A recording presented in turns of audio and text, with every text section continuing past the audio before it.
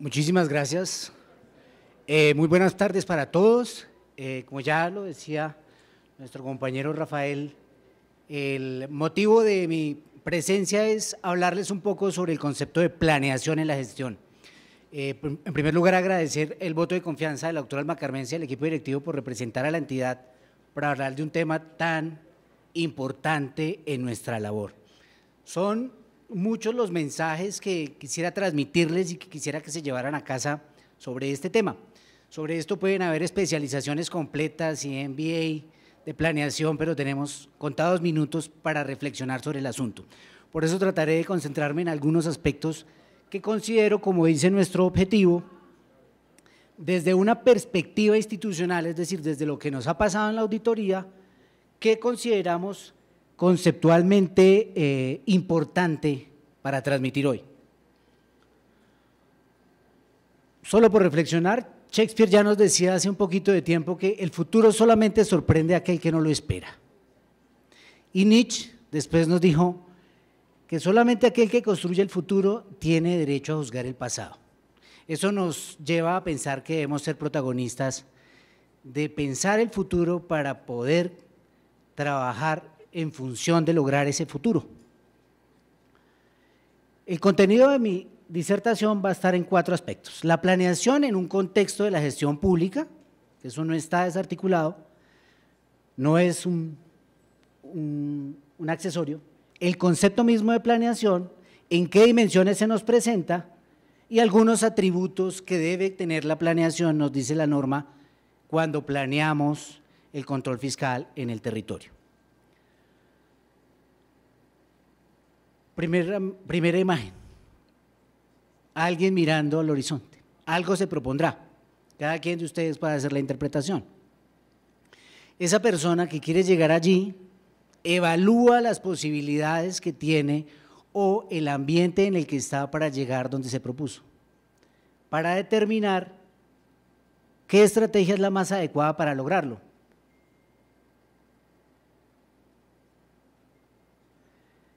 Si no hace esto, el riesgo es altísimo, el riesgo es caminar en lo oscuro. Cuando no tenemos claro a dónde vamos a llegar, cualquier camino es posible, ¿de acuerdo? Entonces la planeación, fundamentalmente, es esa posibilidad que tenemos como gerentes de lo público de determinar la ruta a través de la cual lograremos cumplir lo que le planteamos a la corporación y a la sociedad misma. Pero ¿cómo se inscribe el concepto de planeación en la gestión pública?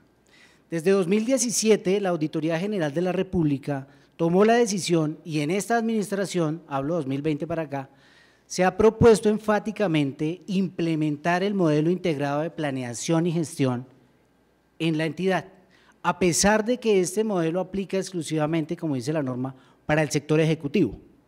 Sin embargo, consideramos por convicción institucional, por política institucional, que qué mejor que darnos la pela por interpretar los lineamientos de cada política institucional, llevarlos a la práctica en nuestra gestión y con eso tener argumentos suficientes para entender la gestión del sector ejecutivo. El modelo integrado de planeación y gestión es el resultado de una serie de gestiones, de proyectos que se han adelantado desde el nivel central, desde la Presidencia de la República, desde el Departamento Administrativo de la Función Pública, empezando por el Sistema de Desarrollo Administrativo, por la misma Ley de Control Interno, pasando por el modelo, el MESI, el Modelo Estándar de Control Interno, por allá en el 2004 con la Ley 872, la Ley del Sistema de Gestión de Calidad, todos esfuerzos por lograr mejorar y modernizar la gestión de los recursos públicos, la gestión pública. En ese orden de ideas, la resultante ha sido un modelo que integre por un lado la planeación y por otro la gestión, y nos encontramos con, pues retóricamente o semánticamente, el modelo integrado de planeación y gestión, que no es otra cosa que un conjunto de conductas que debemos llevar los servidores públicos, los funcionarios públicos, para administrar lo público, los recursos públicos, integrando conceptos como la planeación y todo lo que hacemos llamado gestión. Pero eso está organizado en 2 categorías, unas 7 dimensiones y más o menos unas 15, 16 políticas.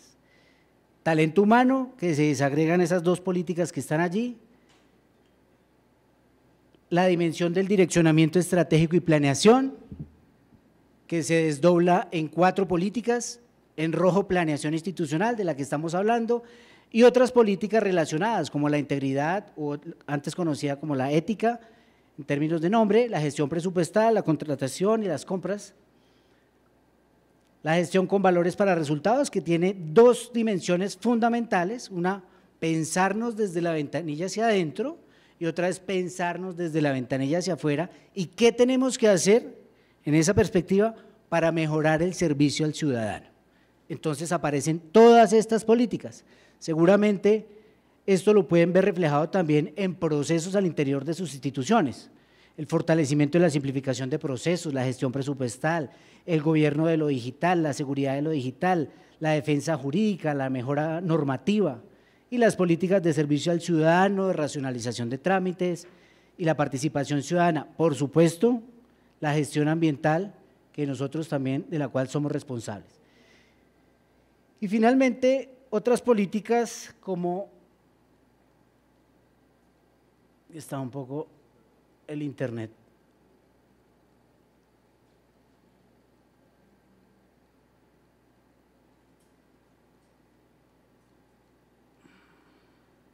Gestión del conocimiento, control interno, información y comunicación y evaluación de resultados.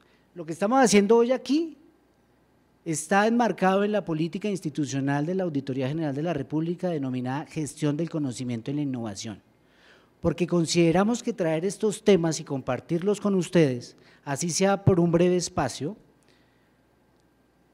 es una estrategia para dinamizar esos conceptos que necesitamos poner en boca de ustedes, poner sobre sus despachos para desarrollar estrategias. Lo vamos a ver más adelante cuando hablemos, por ejemplo, mañana de la metodología de evaluación de gestión y resultados, cómo allí, con un conjunto de indicadores, todos estos procesos se van a ver sometidos a evaluación y comienzan a adquirir un sentido pragmático. ¿Y cómo se puede definir la planeación?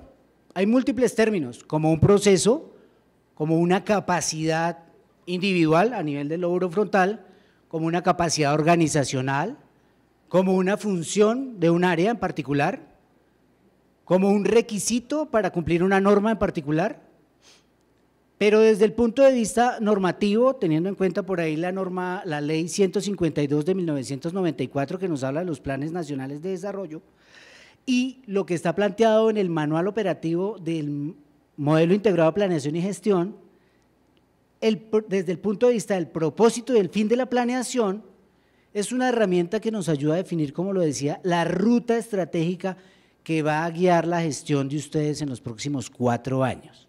A eso se le debe denominar planeación estratégica. ¿Y eso para qué o qué orientación debe tener esa carta de navegación llamada plan estratégico?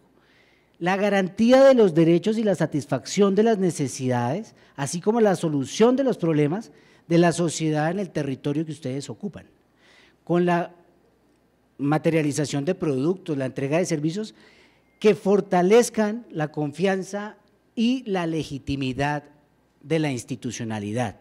Nos hablaban en otras intervenciones, creo que era el Contralor de Santander, que nos hablaba de el control fiscal por beneficios. Si pensamos en los beneficios, la resultante es la satisfacción de los derechos de la ciudadanía, el ejercicio de los derechos ciudadanos. Bueno, ¿y en qué dimensiones se nos presenta el concepto de planeación? 3 dimensiones. Una dimensión de carácter estratégico que fundamentalmente está alimentada por la propuesta que ustedes seguramente presentaron ante las corporaciones y por las cuales fueron elegidos.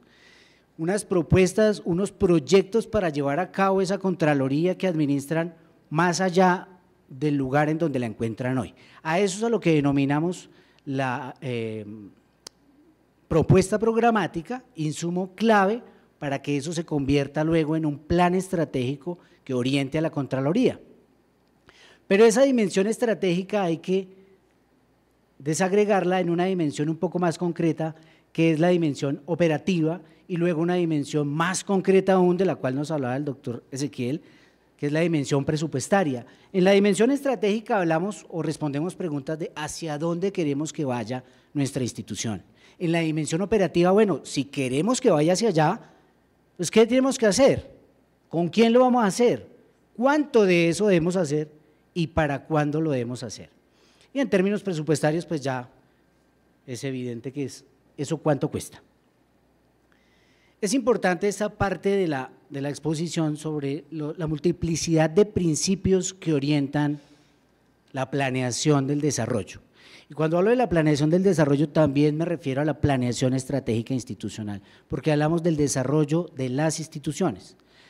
La Ley 152, que habla de los planes nacionales, del Plan Nacional de Desarrollo y de los planes municipales de desarrollo, plantea que para hacer estos planes debemos tener en cuenta los siguientes principios. Por un lado, la autonomía institucional para llevar a cabo ese proceso.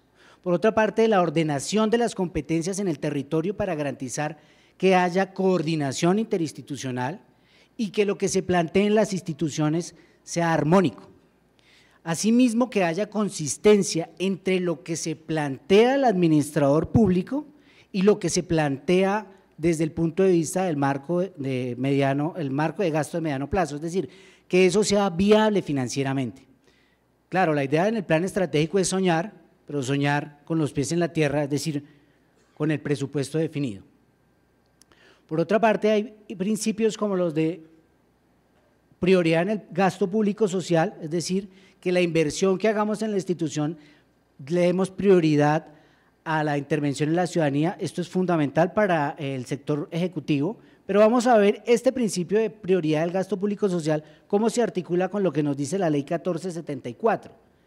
Adicionalmente tenemos otro principio que es el de continuidad y es respetar lo construido, construir sobre lo construido, no echar para atrás prácticas seguramente bien evaluadas dentro de la Contraloría que recibimos, sino mantenerlas, reforzarlas y seguir por ese camino que nos ha indicado la evaluación, que es un camino adecuado. Garantizar la participación de la ciudadanía, de nuestros funcionarios, en la formulación de esas cartas de navegación. Cuando garantizamos esta participación, logramos un atributo fundamental en estos planes, la legitimidad, la credibilidad por parte de la ciudadanía y de nuestro propio equipo de trabajo sobre eso que nos propusimos. Cuando se carece de este atributo, termina uno presentando la evaluación del plan estratégico como una tarea más, como que no hay, como que falta el compromiso por parte del equipo porque el funcionario no se ve reflejado en dónde de esa apuesta estratégica es que yo aporto, desde el área de talento humano, desde el área jurídica, desde el área financiera, desde el proceso auditor.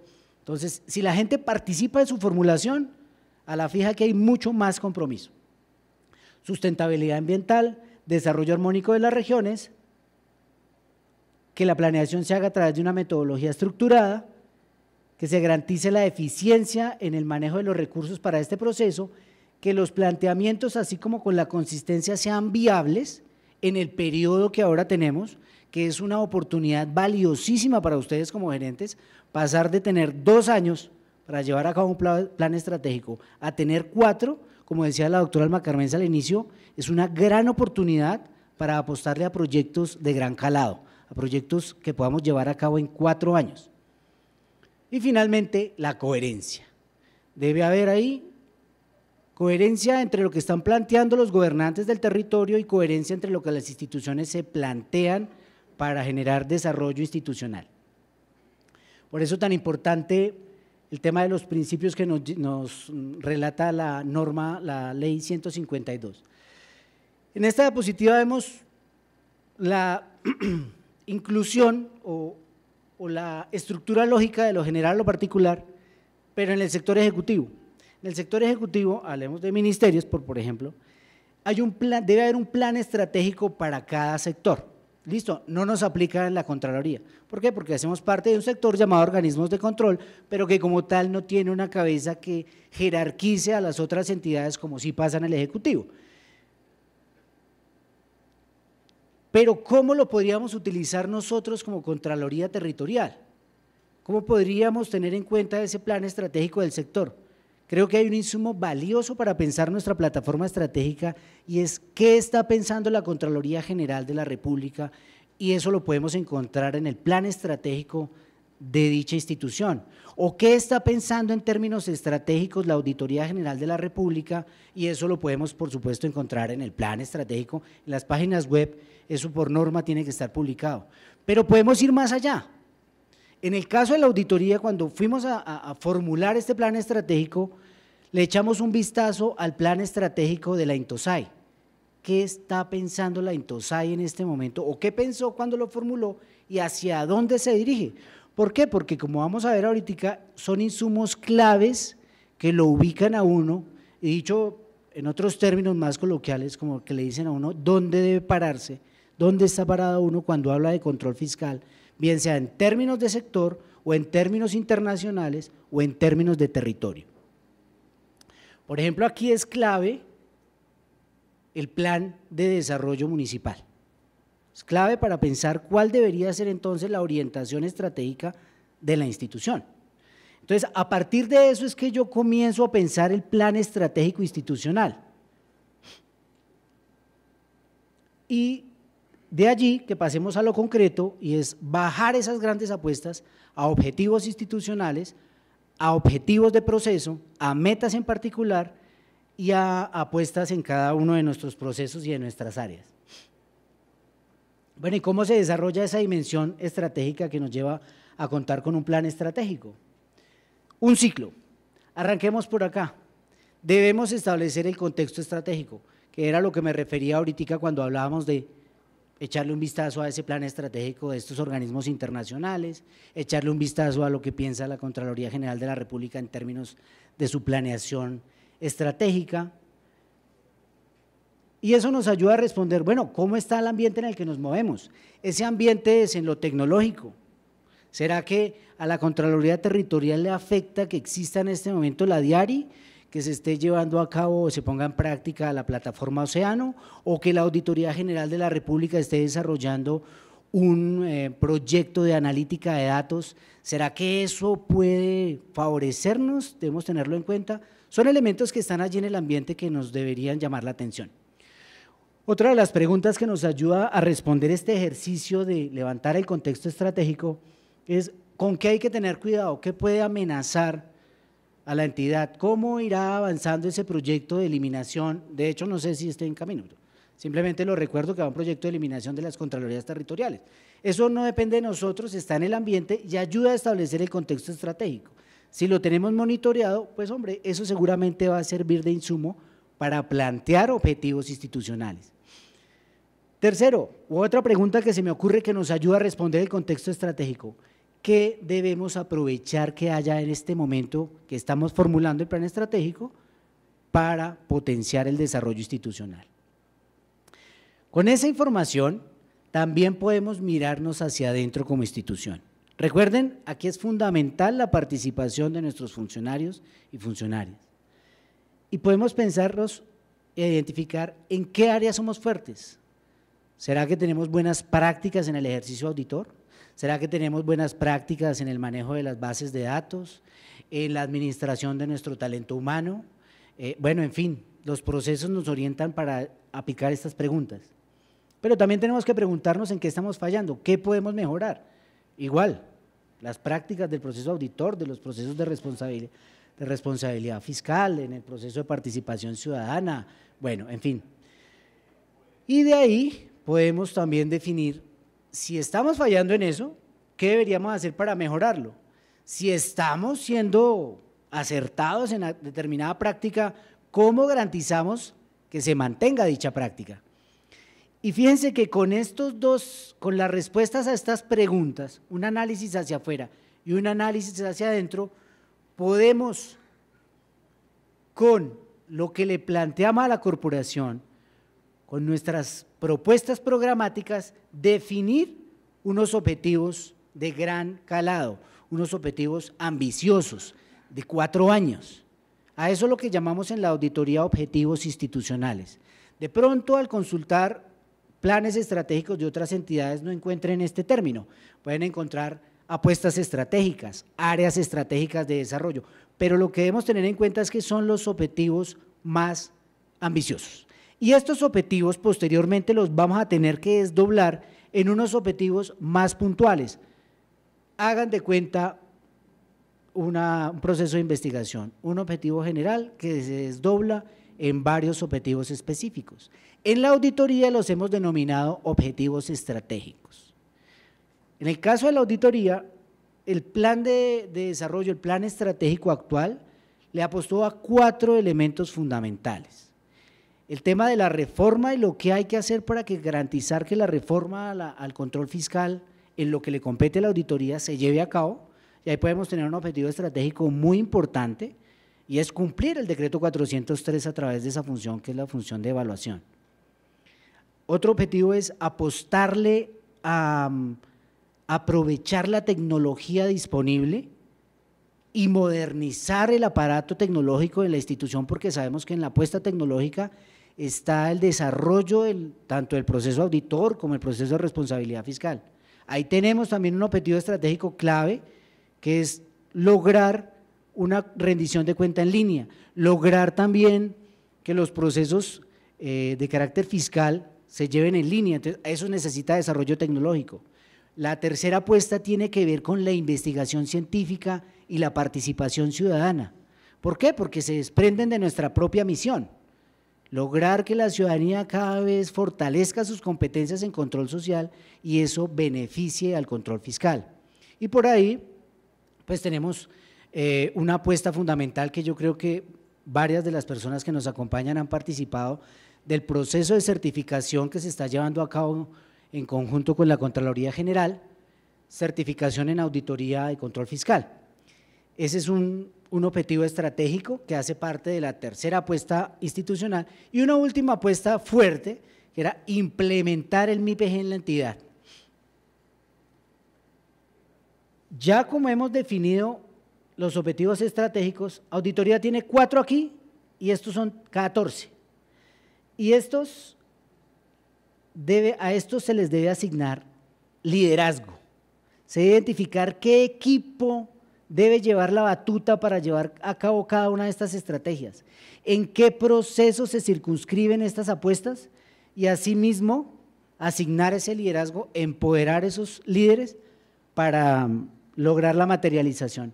Finalmente, pues esta gráfica lo que nos muestra es la estructura de ese análisis de contexto estratégico, que no es otra cosa que una herramienta muy famosa que se denomina el DOFA.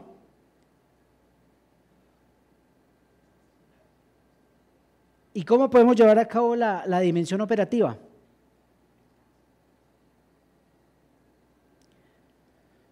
Básicamente teniendo en cuenta 2 elementos. Nuestras entidades están estructuradas por equipos de trabajo, pero también, como nos decía la doctora Alma Carmenza, por procesos.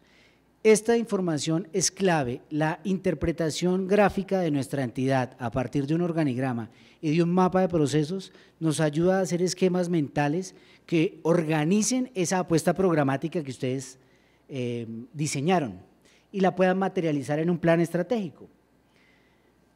Hasta aquí está la estructura que les he mostrado del plan estratégico, pero esa debe desdoblarse en lo concreto. Hagan de cuenta que en términos neurológicos, este es el pensamiento abstracto y este es el pensamiento concreto. Debemos lograr concretar cada una de estas apuestas abstractas en planes de acción, que son conjuntos de actividades por proceso que se llevan a cabo a través de tareas. Piénsenlo, cómo aterriza todos estos planteamientos en abstracto en salud mental. Cuando un funcionario o una funcionaria tiene claro sus compromisos, su plan de trabajo y que sabe que por eso lo van a evaluar, su condición humana mejora, su condición de salud mental mejora porque sabe a qué apostarle. Pero aparte de eso, se dignifica porque sabe que su labor tiene un sentido de desarrollo institucional. Entonces, aquí la parte concreta que lo llamamos en la auditoría el POA, Plan Operativo Anual, en otras instituciones, Plan de Acción.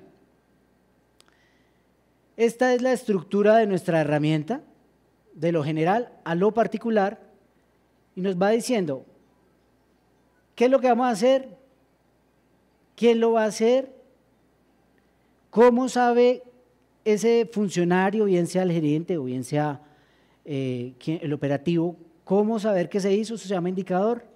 Y ojo, la programación de la producción, y es cuánto de eso se va a hacer y en qué momento sabemos que se hizo, para luego tener unas metas puntuales, qué de eso se quiere lograr. A eso es a lo que denominamos planeación operativa.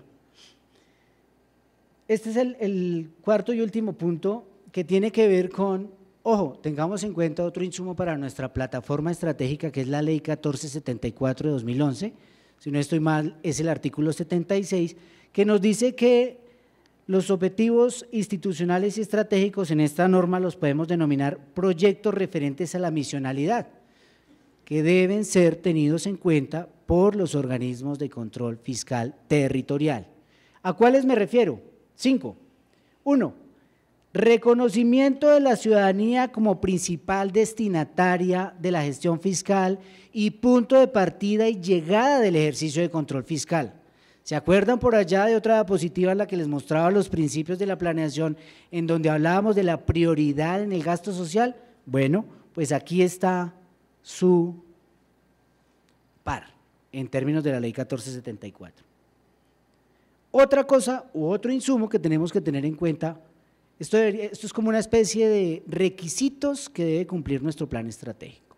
Otro de esos requisitos es, otro criterio orientador es que el componente misional de nuestro plan estratégico ha de estar en función de la formulación y ejecución del plan de desarrollo de la respectiva entidad territorial. ¿Cómo lo traduzco? Lo que ya les comentaba, un insumo fundamental es ese marco en el que nos estamos moviendo, llamado Plan de Desarrollo Municipal, ¿cierto? Plan de Desarrollo Departamental, y nuestros procesos misionales que se van a ver afectados en el plan estratégico, perdón, deben tener en cuenta esa carta de navegación del territorio desde el Ejecutivo. Tercero, debemos tener en cuenta la medición permanente de los resultados e impactos producidos por la función del control fiscal. Es decir, el control fiscal en función de qué, para qué y cómo se ve reflejado en el avance de nuestro plan estratégico. Por otra parte está el énfasis en el alcance preventivo de la función fiscalizadora y ojo, que esto se concreta en fortalecer los sistemas de control interno. Estoy hablando del control interno en las contralorías territoriales y en la formulación y ejecución de planes de mejoramiento por parte de los sujetos vigilados. Es decir, debemos propender por fortalecer los sistemas de control interno y la formulación y aplicación de planes de mejoramiento en el sector ejecutivo, es decir, en los sujetos vigilados. Allí hay unos elementos fundamentales que nos corresponde entonces a nosotros dinamizar, mover. Y finalmente, aquí hablamos de participación ciudadana. Debemos tener en cuenta la complementación del ejercicio de la función fiscalizadora con las acciones de control social que llevan a cabo los grupos de interés ciudadanos y con el apoyo directo de actividades de control macro y micro mediante realización de alianzas estratégicas. En el caso de la auditoría, contamos con un plan de promoción de la participación ciudadana que es prenda de garantía de que esto se lleva a cabo. Entonces, con esto finalizo, quería plantearles esos 3 o 4 elementos, de atrás hacia adelante. Los criterios orientadores de que nos habla la Ley 1474, los principios fundamentales que nos relata la Ley 152 del 94 y la estructura entre la planeación estratégica y la planeación operativa. Muchas gracias.